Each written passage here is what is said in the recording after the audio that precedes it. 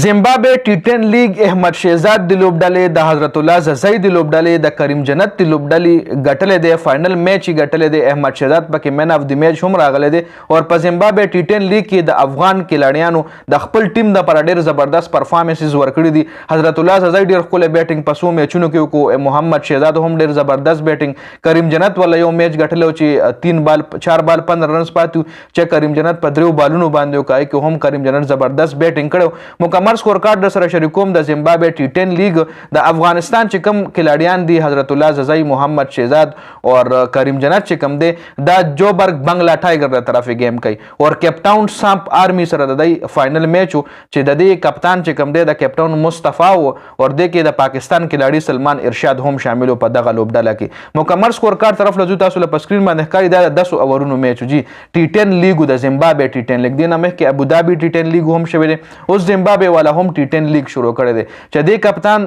د جوبرګ بنگلا ټایګر د حضرت الله ززای دی کپتان سکندر رضوجی د زیمبابوے تاسو کو ګورئ بیټینګ کې کوشال پریرا 11 بال 33 رنزونه کړی دي محمد شهزاد 25 بال 44 رنزونه کړی دي حضرت الله ززای 11 بال 19 رنزونه سکندر رضا 7 بال 12 کریم جنت 3 بال 4 جارج لینډ 1 بال 0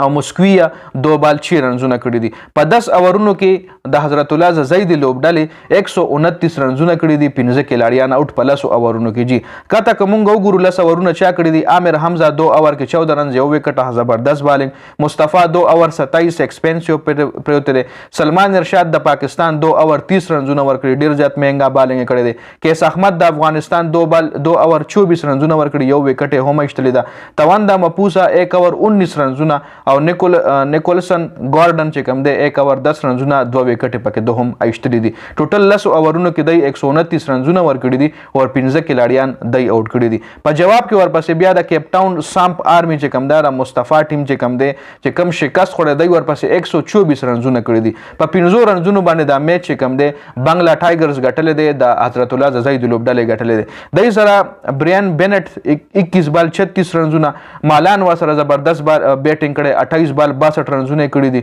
مصطفی په 0 اوټ شوی دی او جے ټایلر چې کوم دی 9 بال 23 رنزونه دی هم زبردست بیټینګ کړي دي خو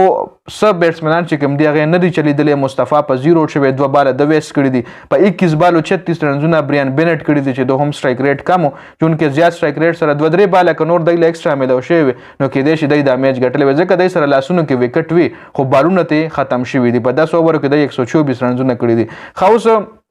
د کریم جنت تی حضرت الله ززای دی سره چا خ بالنګ کړی دی ایډم مل نے 2 اور 18 2 وکټ زبردست بالنګ لیوک ووډ دی سره زبردست بالنګ دی یار 2 اور 23 رنزونه ور کړی دی